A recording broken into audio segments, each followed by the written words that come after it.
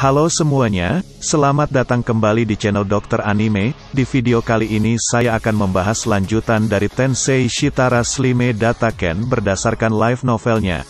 Video ini juga merupakan kelanjutan cerita dari video sebelumnya, jadi bila kalian belum menonton video sebelumnya, saya sarankan untuk menonton video-video sebelumnya terlebih dahulu. Video ini adalah spoiler dari kelanjutan anime ataupun manganya, jadi untuk kalian yang tidak suka spoiler, kalian dapat close video ini.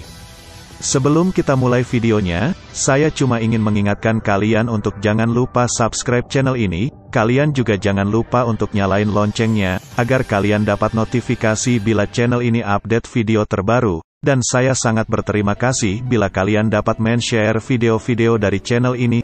Oke, daripada basa-basi, langsung saja kita menuju ke pembahasannya.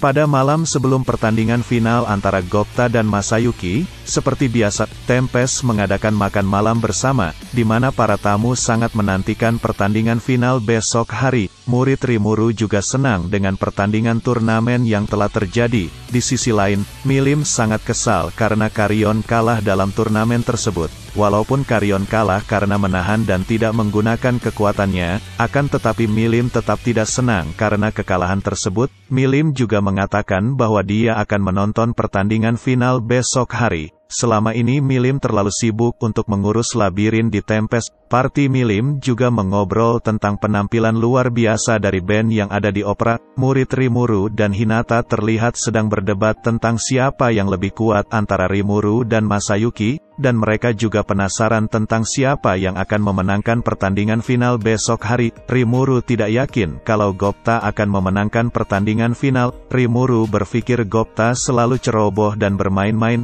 Rimuru juga mengadakan pertemuan antara eksekutif dan beberapa bangsawan dari negara lain, di mana pembahasan tersebut mengenai uang yang menjadi masalah Tempest. Rimuru meminta bantuan Raja Gazelle dengan menukar uang yang mereka dapat dari Claimant dengan uang universal yang dimiliki Raja Gazelle, akan tetapi uang tersebut masih kurang. Sejauh ini Tempest hanya dapat mengumpulkan 3.000 koin emas universal. Uang tersebut termasuk uang yang berhasil Miour Miles kumpulkan. Raja Gazelle tidak percaya bahwa Rimuru dapat mengadakan event besar tersebut ketika ekonomi Tempest sedang kurang baik. Sebenarnya hal tersebut di luar dari dugaan Rimuru, karena Rimuru tidak menyangka bahwa uang yang dia dapat dari Claimant tidak diterima oleh para pedagang. Tidak lama kemudian, Elmesia datang pada pertemuan tersebut. Elmesia mengatakan bahwa saat ini dia akan membantu Tempest dalam membayar kekurangan uang yang dimiliki oleh Tempest. Elmesia tahu bahwa saat ini Tempest sedang mengalami masalah ekonomi dari Elalude.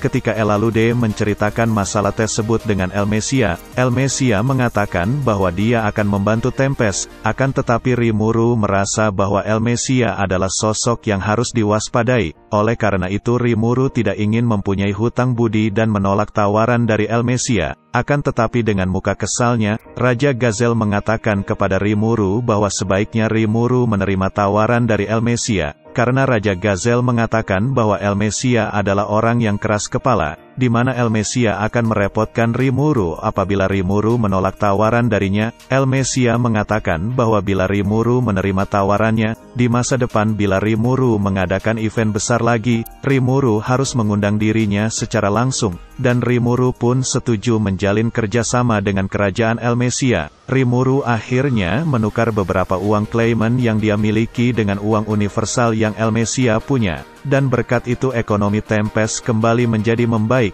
Dengan membaiknya ekonomi dari Tempest, rencana orang yang telah membuat para pedagang menolak uang dari Claimant pun gagal. Elmesia mengatakan bahwa orang tersebut akan membantu Rimuru jika ekonomi Tempest tidak semakin membaik, dan orang tersebutlah yang membuat ekonomi di Tempest menjadi turun. Untungnya saat ini masalah tersebut terselesaikan tanpa melibatkan dalang masalah itu. Diablo pun tersenyum dan tertarik dengan pemikiran yang dimiliki oleh Elmesia. Diablo setuju dengan pemikiran dari Elmesia. Tidak lama kemudian, Elmesia pun mengajak Tempest untuk menjalin kerjasama dengan dirinya. Akan tetapi sebelum menjalin kerjasama, Elmesia ingin Rimuru menjawab satu pertanyaan darinya. Dan saat itu Elmesia mengeluarkan aura pahlawan miliknya dan mencoba untuk bertanya sesuatu kepada Rimuru. Karena hal tersebut, Rimuru juga mengeluarkan aura Demon Lord yang dia miliki untuk menahan tekanan aura yang dipancarkan oleh Elmesia. Elmesia menanyakan tentang apa yang Rimuru rencanakan dengan memanggil iblis purba seperti Diablo ke dunia. Elmesia juga menanyakan bagaimana cara Rimuru mengatasi Diablo bila suatu saat Diablo kehilangan kendalinya. Rimuru pun menjawab pertanyaan Elmesia dan berkata bahwa bila Diablo sampai kehilangan kendali, Rimuru akan menghentikan Diablo sebagai rasa tanggung jawabnya dan mencegah terjadinya korban jiwa. Elmesia mengatakan bila Rimuru sampai kehilangan sisi manusianya, Elmesia tidak akan segan-segan menghancurkan Rimuru dengan seluruh kekuatannya, yang berarti Elmesia ingin bekerja sama dengan Rimuru selama Rimuru masih mempunyai sisi manusia di dalam dirinya. Ketika Rimuru ingin menutup rapat di sana, Elmesia terus memandangi wajah Rimuru. Karena hal tersebut, Rimuru bertanya kepada Elmesia tentang hal tersebut, dan Elmesia mengatakan bahwa dia ingin berkenalan dengan Yoshida yang ada di Tempest, dan mendengar hal tersebut membuat Rimuru lega, dan rapat pun selesai. Keesokan harinya, pertandingan final pun dimulai. Saat itu Masayuki merasa ketakutan di dalam hatinya. Masayuki tidak ingin melawan monster-monster mengerikan di Tempest. Semua peserta yang ambil andil di turnamen di Tempest adalah orang yang kuat bagi Masayuki, dan dia heran kenapa dirinya dapat masuk sampai final di turnamen tersebut. Sebelum pertandingan dimulai, Masayuki meminta izin untuk pergi ke toilet terlebih dahulu. Di dalam toilet, Masayuki merasa sangat ketakutan dan memikirkan cara agar dirinya tidak dihancurkan. Dan Masayuki pun memasuki area pertandingan. Di sana, Masayuki melihat Gopta yang duduk dengan lemas. Melihat hal tersebut, Masayuki merasa kalau dia memiliki kesempatan untuk memenangkan pertandingan tanpa bertarung. Saat pertandingan dimulai, Gopta langsung memulai pertarungan dengan menyerang Masayuki terlebih dahulu. Akan tetapi Masayuki menghindari serangan Gopta dengan tenang. Dan hal tersebut membuat Gopta kagum. Raphael mengatakan kepada Rimuru bahwa kemarin malam terjadi sesuatu antara Gopta dan Rangga, dan karena kejadian tersebut membuat Gopta mendapatkan skill Unification, di mana dengan skill tersebut Gopta bisa melakukan penggabungan dengan Rangga. Rimuru kaget karena sekarang Gopta memiliki kekuatan bergabung dengan Rangga, dan terlihat Gopta memakai skill barunya dan bergabung dengan Rangga. Karena hal tersebut membuat Milim berteriak kegirangan. Rimuru dan para bawahannya juga kaget melihat skill gabungan Gopta dan Rangga, dan Gopta pun melesat dengan cepat sehingga kecepatannya tidak dapat diikuti oleh mata beberapa para penonton Kolosium. Saking cepatnya, Gopta malah melewati Masayuki dan Gopta pun terbentur ke dinding yang membuat Gopta langsung pingsan seketika. Ternyata Gopta masih belum bisa mengendalikan kekuatan baru yang dia miliki. Rimuru dan para bawahannya hanya tercengang melihat tingkah konyol yang dilakukan oleh Gopta. Di sisi lain para penonton menganggap Gopta terbentur karena kekuatan yang dimiliki Masayuki, dan para penonton memuji dan bersorak untuk Masayuki. Melihat tingkah Gopta yang seperti itu membuat Milim kesal. Bagi Milim perubahan Gopta sangatlah keren, dan Rimuru menenangkan Milim di sana. Milim mengatakan bahwa dia akan melatih Gopta dalam mengendalikan kekuatan baru yang Gopta miliki. Karena tidak mau ambil pusing, Rimuru menerima tawaran yang diajukan oleh Milim. Tentunya Rimuru ingin Milim mengizinkan dirinya untuk melakukan penjelajahan ke reruntuhan kuno yang ada di wilayah yang dulunya adalah wilayah kekuasaan Claimant, dan Milim pun setuju dengan hal tersebut. Sesaat sebelum Gopta berubah, Masayuki merasa ketakutan dan mengangkat tangannya untuk menyerah. Dan ketika itu tiba-tiba Gopta melesat dan menabrak dinding. Masayuki semakin ketakutan karena tidak dapat melihat gerakan Gopta. Melihat kekuatan Gopta yang begitu besar, Masayuki memutuskan tidak ingin bertarung menantang Rimuru dan dia pun memutuskan untuk menyerah pada pertandingan tersebut. Ketika Souka mau memutuskan bahwa pertandingan dimenangkan oleh Masayuki, Masayuki pun mengangkat tangannya dan mengatakan bahwa dia ingin menyerah. Masayuki mengatakan bahwa dirinya terlalu dini untuk menantang Rimuru saat itu, dan setelah itu Masayuki pun langsung pergi dari area pertandingan. Rimuru dan para bawahannya terlihat bingung dengan hal tersebut dan tidak mengerti dengan rencana yang dibuat oleh Masayuki. Di sisi lain para penonton tetap memuji Masayuki walaupun Masayuki menyerah, di mana para penonton menganggap Masayuki tidak tertarik untuk menantang Rimuru saat itu. Dan karena Rimuru berdamai dengan manusia adalah alasan yang para penonton pikirkan, Tindakan menyerah Masayuki juga dianggap para penonton bahwa Masayuki sebenarnya dapat mengalahkan siapapun dengan mudah. Raphael pun memberitahu kepada Rimuru bahwa semua terjadi kemungkinan karena skill unik yang dimiliki oleh Masayuki, dan Rimuru pun menarik kesimpulan bahwa sebenarnya Masayuki bukanlah orang yang kuat. Selama ini Masayuki hanya ditolong oleh skill yang dia miliki yang dapat mempengaruhi orang-orang. Seketika Rimuru mendapatkan ide untuk menjadikan Masayuki sebagai alat untuk mengiklankan labirin yang Tempest miliki. Dan bila itu terjadi, akan banyak orang-orang yang tertarik untuk memasuki labirin milik Tempest. Dan Souta pun mengumumkan bahwa Gupta lah yang menjadi pemenang turnamen tersebut. Rimuru pun naik ke atas panggung untuk memberikan pidato di hadapan para penonton turnamen tersebut. Rimuru juga terpaksa menjadikan Gupta sebagai salah satu dari 4 Raja Surgawi. Akan tetapi Diablo tertawa dan menganggap Gupta sebagai aib bagi 4 Raja Surgawi. Dan turnamen di Kolosium pun resmi selesai. Tidak lama kemudian Milim pun langsung membawa Gupta dengan kasar dan Milim mengatakan kepada Gupta bahwa dirinya akan melatih Gupta. Mendengar hal tersebut langsung membuat Gupta sedih dan dia mengatakan kalau dirinya tidak pernah setuju untuk dilatih oleh Milim. Milim pun langsung menghajar Gupta karena Gupta terlalu berisik. Selain Gupta, ternyata Milim juga membawa Rangga untuk dilatihnya bersama Gupta, dan mereka berdua langsung terlihat sangat sedih. Ketika Rimuru makan siang dengan Masayuki, Rimuru memperkenalkan identitas aslinya di Jepang kepada Masayuki dengan tujuan agar Masayuki merasa lebih akrab dengan dirinya. Di sana Rimuru juga menjamu Masayuki dengan makanan yang ada di Jepang. Dan Masayuki pun menceritakan semua tentang dirinya kepada Rimuru termasuk skill Chusen One miliknya. Raphael mengatakan bahwa skill milik Masayuki tidak bakal berdampak kepada Rimuru. Setelah Rimuru merasa cukup akrab dengan Masayuki, Rimuru menawarkan Masayuki untuk mencoba labirin di hari pertama labirin dibuka. Rimuru menawarkan hal tersebut karena Masayuki mempunyai janji dengan Gozer pada saat di pertandingan tempo hari yang mana membuat Masayuki tidak ada salahnya mencoba labirin di hari pertama. Dan hal tersebut dapat membuat Masayuki menjadi bintang iklan dari labirin milik Rimuru. Masayuki pun setuju mengikuti keinginan dari Rimuru. Rimuru mengatakan bahwa dirinya akan memberikan kemudahan bagi Masayuki jika Masayuki berhasil melewati banyak lantai di labirin dan hal tersebut dapat membuat para petualang tertarik. Karena Rimuru mampu menciptakan banyak hal yang berbau Jepang, Masayuki penasaran kepada Rimuru apakah Rimuru mempunyai manga atau tidak. Rimuru pun menjawab dan mengatakan bahwa dia mempunyai banyak manga di Tempest. Masayuki pun sangat senang dan berjanji akan mengikuti Rimuru. Sebelum labirin akan diperkenalkan ke publik,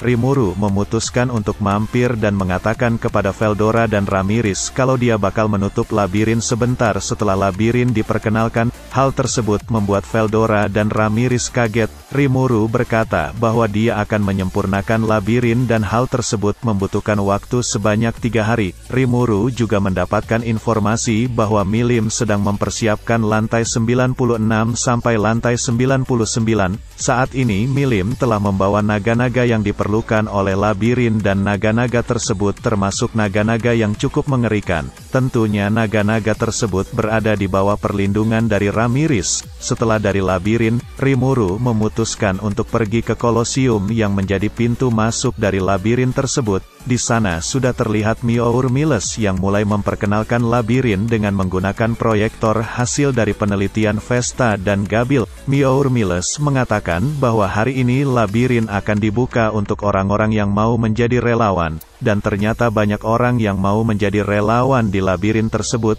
Tidak lama kemudian para petualang bernama Basen mengatakan bahwa turnamen di Tempest adalah settingan dan hanya ilusi. Basen mengatakan bahwa Tempest sengaja membuat settingan tersebut untuk membuat orang-orang takut dan tunduk kepada Tempest. Basen juga menganggap Masayuki bukanlah tandingan dirinya. Basen dan partinya bakal buktikan kalau labirin di Tempest hanyalah ikan teri dan mudah untuk dilewati. Basen dan partinya pun tertawa terbahak-bahak di sana, yang tentunya itu membuat para bawahan Rimuru kesal karena tuan mereka dihina. Akan tetapi Rimuru menahan para bawahannya dan menganggap kalau hinaan Basen adalah sebuah keuntungan baginya. Rimuru mengizinkan parti Basen untuk mencoba labirin untuk pertama kalinya. Di sana juga terlihat parti Kabal yang akan ikut serta dalam labirin. Selanjutnya Masayuki dan partinya juga ikut dalam labirin, dan orang terakhir yang ikut serta adalah Kai. Di sana Masayuki diberi Rimuru pedang rapier di mana Masayuki tidak merasa keberatan dalam memakai pedang seperti sebelumnya, dan para petualang pun mulai menjelajahi labirin tersebut.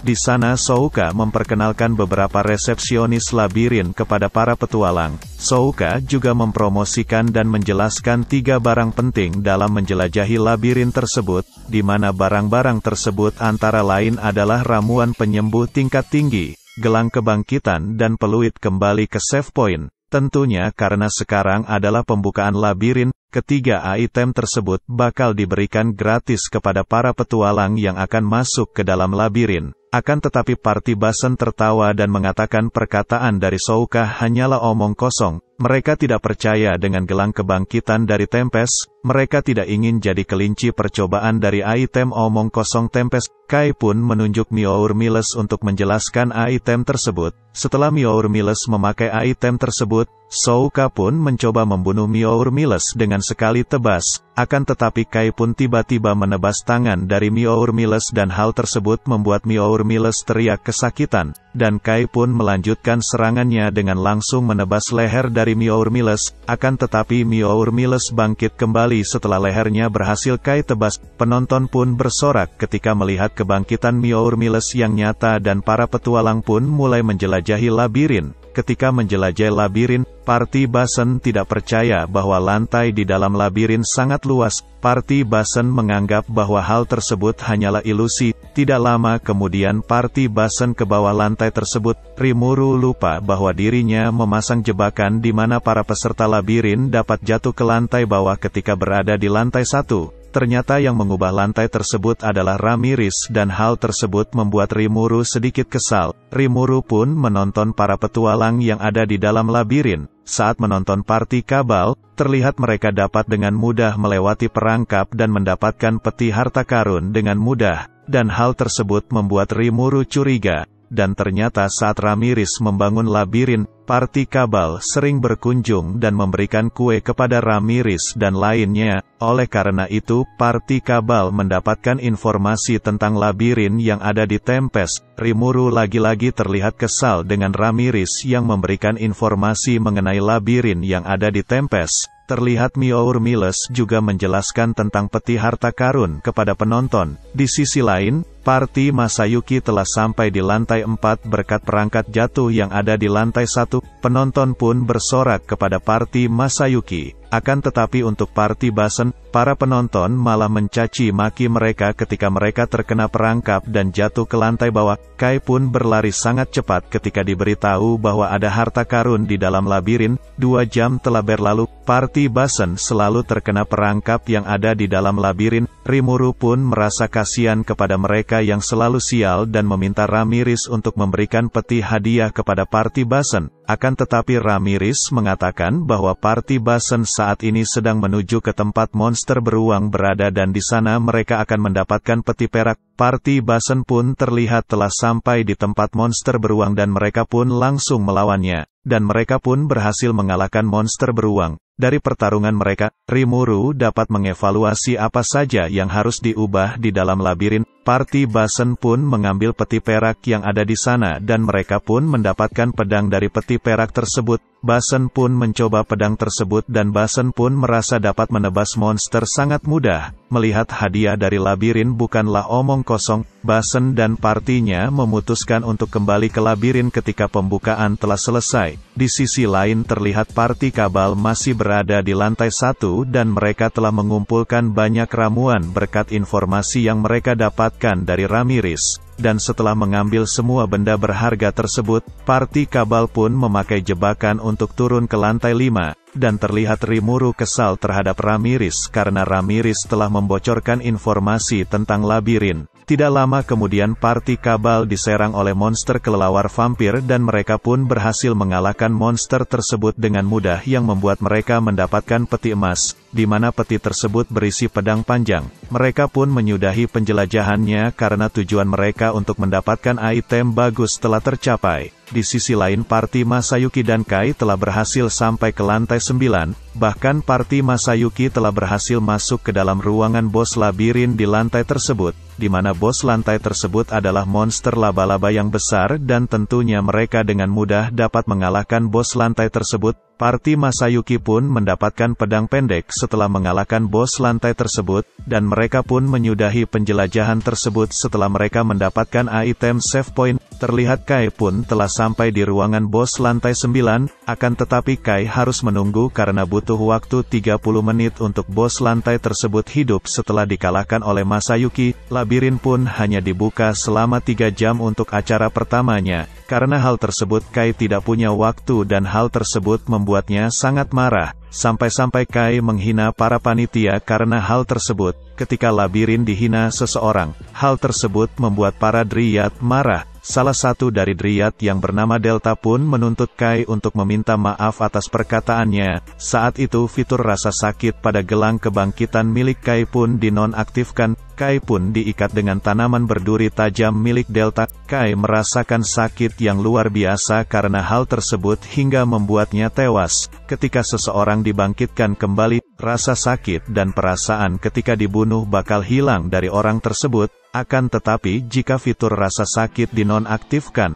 orang tersebut dibangkitkan dengan rasa sakit yang sama ketika dibunuh dan saat ini Kai merasakan hal tersebut. Mental Kai pun terkena dampaknya akibat hal tersebut. Miour Miles pun mengingatkan para penonton bahwa di labirin memiliki aturan yang harus dipatuhi, dan mereka akan mendapatkan hal seperti yang Kai dapatkan bila mereka melanggar aturan tersebut. Di sisi lain ternyata 2 orang dari anggota Party Basen telah mati akibat tidak percaya dengan gelang kebangkitan dari Tempest yang akhirnya Party Basen hanya bisa menangisi rekan mereka yang telah mati. Alpha selaku panitia labirin pun menyudahi acara di labirin dan membawa Party Basen keluar dari labirin. Party Basen pun senang karena gelang kebangkitan bukanlah omong kosong belaka. Mereka juga kagum dengan ramuan penyembuh dari Tempest. Mereka juga berniat untuk datang kembali ke Tempest, dan acara promosi labirin pun selesai. Ketika malam hari terjadi keributan antara Miour Miles dengan para pedagang, tentunya Miour Miles harus membayar semua yang telah dikeluarkan dalam acara tersebut. Saat itu Miour Miles tidak langsung membayar para pedagang sampai akhirnya ada bangsawan dari negara Gusten yang bernama Mushe muncul. Mushe menawarkan bantuan kepada Miour Miles untuk menyelesaikan keributan yang terjadi. Hal tersebut sesuai dengan prediksi yang disampaikan oleh Elmesia, yang mana akan muncul seorang pahlawan yang sebenarnya orang tersebutlah yang membuat Tempest berada dalam kesulitan. Tidak lama kemudian Rimuru dan para bawahannya muncul dan bertanya tentang maksud keberadaan Mushe yang tidak memiliki keperluan bisnis di Tempest. Akan tetapi Mushe saat itu masih dapat berakting dengan baik. Kehadiran Rimuru dan para bawahannya membuat para pedagang terintimidasi. Mushe sebenarnya mendapatkan tugas dari Rosso untuk menjalin kerjasama dan mendapatkan kepercayaan dari Rimuru, di mana Mushe dijanjikan masuk menjadi 5 tetua oleh keluarga Rosso. Saat itu banyak para wartawan yang melihat keributan tersebut yang mana hal tersebut akan menguntungkan bagi Mushe. Mushe berencana untuk menjatuhkan Miour Miles dan menjadi orang kepercayaan dari Rimuru. Di sana Mushe mengatakan kepada Rimuru bahwa dia akan membantu Tempest dalam mengatasi masalah keuangan yang sedang Tempest alami. Akan tetapi Rimuru mengatakan bahwa dirinya tidak membutuhkan bantuan dari Mushe. Rimuru pun membawa banyak koin emas dan membuat rencana Mushe hancur. Mushe masih tidak percaya dan mengatakan bahwa uang yang dibawa Rimuru adalah uang palsu yang dilarang. Di sana Diablo mengintimidasi Mushe dan menyuruh Mushe untuk mengecek sendiri. Akan tetapi para pedagang mengatakan bahwa koin yang Rimuru bawa adalah koin asli. Dengan adanya wartawan internasional, keberhasilan Tempest dalam mengadakan event besar pun akan dipuji oleh negara lain, dan transaksi antara Tempest dan para pedagang terkait event besar pun berjalan dengan lancar di depan para wartawan. Para pedagang dan Mushe masih tidak percaya bahwa Rimuru dapat mengumpulkan koin universal dengan cepat. Para pedagang pun mengatakan bahwa mereka percaya dengan bisnis yang Rimuru buat. Akan tetapi Rimuru mengatakan bahwa Tempest tidak akan lagi berbisnis dengan para pedagang tersebut dan membuat hubungan kerjasama mereka pun berakhir. Rimuru mengatakan bahwa dalam berbisnis mereka harus percaya satu sama lain, di mana kepercayaan itu hancur karena para pedagang tidak mau menerima koin kuno dari Tempest dan memaksa Tempest untuk membayar mereka dengan koin universal. Para pedagang pun hanya bisa terdiam melihat kebodohan diri mereka sendiri, yang mana membuat mereka tidak memiliki kesempatan untuk bekerja sama lagi dengan negara Tempest. Rimuru bahkan melarang mereka untuk menginjakan kakinya di Tempest. Akan tetapi Mushe mengatakan dengan kesal bahwa Rimuru tidak dapat bertindak seenaknya seperti itu, karena pedagang yang berada di sana adalah para pedagang dari barat. Akan tetapi Rimuru mengatakan bahwa saat ini dirinya belum bergabung dengan bangsa barat dan Rimuru juga mengatakan bahwa Tempest tidak perlu menjadi bagian dari bangsa barat. Rimuru juga mengatakan bahwa Tempest akan menjadi pusat ekonomi dunia, dan hal tersebut membuat Mushe semakin terlihat kesal. Rimuru juga menjelaskan tentang semua fakta bahwa mereka telah bekerja sama dengan negara-negara berpengaruh di dunia. Rimuru juga mengatakan bahwa tingkah buruk Mushe dan para pedagang tersebut akan terekspos ke seluruh dunia, yang mana para wartawan sangat suka dengan berita tersebut. Dengan kemenangan ini, Rimuru menyerahkan semua yang akan terjadi dengan perdagangan di Tempest kepada Myour Miles. Rimuru pun mengusir Mushe dan para pedagang tersebut dari kerajaan Tempest. Setelah menyelesaikan masalah tersebut, Rimuru memutuskan untuk mengadakan rapat dengan beberapa eksekutifnya dan para tamu. Semua orang sangat kagum dengan Rimuru yang memberi hukuman berat kepada para pedagang busuk tersebut. Di sisi lain terlihat Rimuru merinding karena Elmesia dapat memprediksi semuanya dengan sangat baik. Rimuru juga mengetahui dari Elmesia bahwa Mushe hanyalah bawahan dari seseorang yang berusaha untuk menghancurkan Tempest. Oleh karena itu Rimuru memutuskan untuk mencari dalang dari semua hal yang terjadi terhadap Tempest. Mereka juga berdiskusi tentang apa yang harus mereka lakukan terhadap negara-negara barat di masa depan. Myour Miles mengatakan bahwa Rimuru tidak benar-benar memben para pedagang tersebut. Myour Miles mengatakan bahwa Rimuru akan merangkul pelan-pelan para pedagang tersebut dan menjadikan mereka berada di pihak Tempest, di mana Rimuru ingin menggunakan strategi yang mana strategi tersebut akan memberikan keuntungan bagi mereka yang mau menuruti Tempest, dan bagi yang melawan Tempest akan mendapatkan hukuman dari Tempest. Rimuru juga menyerahkan masalah para pedagang kepada Myour Miles, dan Rimuru pun melanjutkan rapat tersebut yang mana Rimuru berdiskusi tentang langkah yang akan mereka ambil untuk masa depan. Dari diskusi tersebut terlihat Momiji setuju untuk membangun terowongan yang akan mengakibatkan gunung suci mereka terbelah. Akan tetapi Momiji meminta syarat agar Benimarulah yang memimpin proyek tersebut. Semua orang setuju dengan permintaan Momiji kecuali Benimaru. Benimaru merasa bahwa dirinya merasa dijual untuk dapat menjalankan rencana tersebut. Negara Sarion juga setuju untuk menghubungkan negaranya dengan Tempest melalui terowongan tersebut. Diskusi pun berlanjut dan membahas tentang pembangunan kereta yang akan menghubungkan negara Tempest dengan negara-negara tetangga yang telah melakukan kerjasama dengan Tempest. Di tengah-tengah rapat, terjadi keributan yang dibuat oleh Veldora. Veldora kesal karena di hari pertama pembukaan labirin tidak ada satupun orang yang bisa sampai ke lantai 100.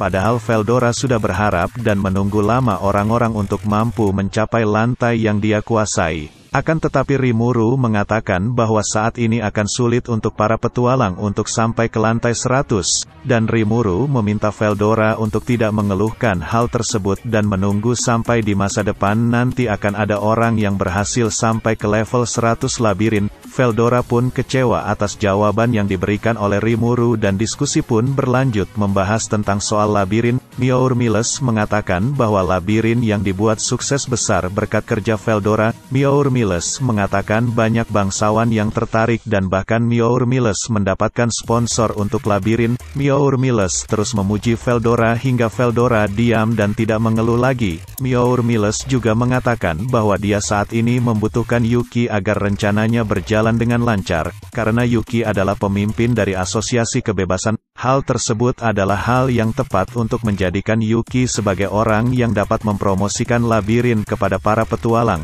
Tentunya Yuki juga akan mendapatkan keuntungan dari hal tersebut. Setelah bernegosiasi, Yuki pun setuju untuk bekerja sama dalam mempromosikan labirin milik Tempest. Veldora pun diminta Rimuru untuk berlatih sambil menunggu orang yang dapat mencapai lantai miliknya datang. Hinata juga mengatakan bahwa dirinya juga ingin mengirim para pasukan gereja barat untuk berlatih dan menjadi kuat di labirin. Hinata mengatakan bahwa setidaknya para pasukannya akan mampu menembus sampai di lantai 50. Selain itu, Hinata juga akan mengirim para kapten ke labirin untuk berlatih dan menjadi kuat di sana. Dan hal tersebut membuat semua orang sangat kaget. Para bawahan Hinata yang ikut rapat pun yakin bahwa mereka dapat menaklukkan labirin dengan mudah bahkan sampai ke lantai 100. Veldora terlihat senang dan tertawa setelah mendengar hal tersebut. Veldora juga mengatakan bahwa lantai 100 adalah lantai kekuasaan miliknya dan dirinya lah yang menjaga lantai tersebut. Seketika para bawahan Hinata terdiam dan rapat pun mengganti topik pembahasannya. Saat ini Rimuru ingin mengetahui informasi mengenai pedagang dari timur. Hinata mengatakan ada pedagang dari timur yang telah menipu dirinya. Oleh sebab itu negara Ruberion membanet semua pedagang yang berasal dari timur. Hinata juga mengatakan bahwa Damrada adalah nama pedagang dari timur yang telah menipu dirinya. Hinata mengatakan bahwa pada saat Walpurgis berlangsung, ada seseorang yang menyerang negara Ruberion dan setelah diselidiki, orang tersebut memiliki hubungan dengan Damrada. Dan setelah itu rapat pun berakhir. Saat rapat telah berakhir, Rimuru memutuskan untuk mengadakan rapat internal dengan para bawahannya. Dari pengamatannya beberapa hari dan rapat terakhir, Rimuru yakin bahwa orang yang memimpin dalam rencana Clayman adalah Yuki. Yuki dapat dikatakan sebagai pemimpin dari para iblis boneka. Para bawahan Rimuru juga yakin bahwa Yuki adalah orang yang selama ini mereka cari. Dari penyelidikan, Tempest juga mengetahui bahwa orang yang telah membunuh Roy Valentine adalah Laples yang mana dia adalah salah satu anggota dari para boneka. Tempest juga mengetahui tentang hubungan Yuki dengan pedagang dari timur. Tempest juga tahu bahwa pedagang dari timur telah berhasil menyusup ke dalam dua organisasi kuat yang ada di barat, dan dua organisasi tersebut adalah Dewan dan Gereja Barat, di mana sangat sulit sebenarnya untuk masuk ke dalam dua organisasi tersebut. Di mana asosiasi kebebasanlah yang memudahkan para pedagang dari timur dalam menyusup ke kedua organisasi tersebut. Akan tetapi saat ini Tempest belum memiliki bukti tentang keterlibatan Yuki dalam hal tersebut. Rimuru tidak mengerti dengan perlakuan Yuki yang sampai sejauh itu dan tujuan Yuki yang memanipulasi semua orang. Saat ini Rimuru hanya butuh waktu sampai mendapatkan bukti kejahatan dari Yuki. Saat ini Mushe sedang melarikan diri dari Tempest dengan wajah putus asa. Mushe selama ini berpikir bahwa Rimuru bermain-main di dalam genggamannya, akan tetapi Mushe lah yang berada di posisi tersebut. Para pedagang yang terlibat dengan Mushe juga telah dibanet oleh Tempest dan negara-negara yang bekerja sama dengan Tempest. Mushe merasakan bahwa saat ini dia sedang dalam keadaan yang sangat rugi.